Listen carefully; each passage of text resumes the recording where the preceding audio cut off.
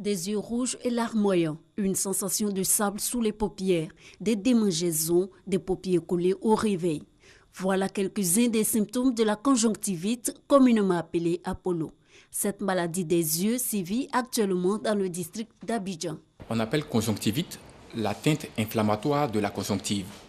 La conjonctive étant donc cette membrane qui tapisse la surface du globe oculaire dans sa partie blanchâtre visible, mais aussi la partie postérieure des paupières. Certaines infections, certains germes, ces germes-là, ça peut être des virus, ça peut être des bactéries, peuvent entraîner des conjonctivites. Certains produits que nous utilisons au quotidien, cosmétiques, certains agents chimiques peuvent attaquer l'œil et entraîner une conjonctivite. La poussière peut intervenir dans le sens d'aggraver une réaction allergique au niveau de la muqueuse conjonctivale et être à l'origine de la conjonctivite. Il existe plusieurs types de conjonctivite. La conjonctivite bactérienne, allergique, chimique et virale pour les plus connus. Celle qui sévit actuellement est la conjonctivite virale.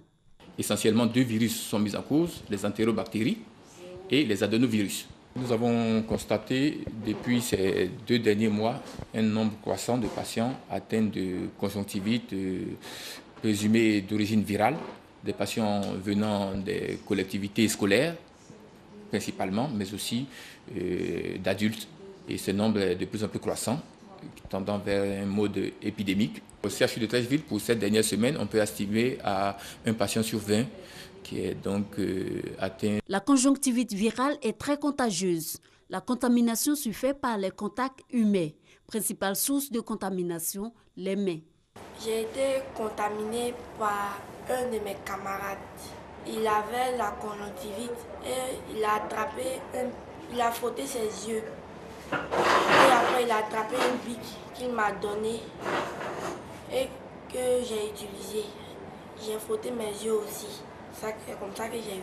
Chaque fois que nous sommes amenés à toucher un objet qui est touché par un malade qui a déjà la conjonctivite, nous sommes susceptibles d'être contaminés par ce transfert-là. Il faut éviter de se toucher les yeux, aussi bien pour le malade que pour son entourage. La conjonctivite virale est même l'une des causes d'absentéisme en milieu scolaire.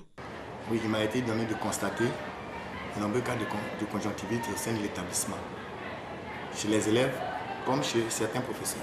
Celui qui est infecté ne peut pas venir à l'école, au risque de contaminer les autres. Donc il va bénéficier de 4 à 5 jours de repos médical. Bon, au niveau de l'enseignant aussi, c'est la même chose et ça pose d'énormes problèmes au niveau du quantum horaire. Ça m'empêche de travailler, je n'arrive pas à bien voir, je peux même pas. Bon, au volant, mais je ne vois pas bien. Donc, je vais même emprunter un taxi pour venir au travail. Maladie bénigne, à condition qu'elle soit vite et bien traitée par les ophtalmologistes. Elle peut se compliquer en cas d'automédication, d'utilisation de substances telles que le sucre, le sel ou le citron dans les yeux. Il y a eu une épidémie chez moi, en fait, mais j'ai utilisé ce sel-là pour guérir mes enfants.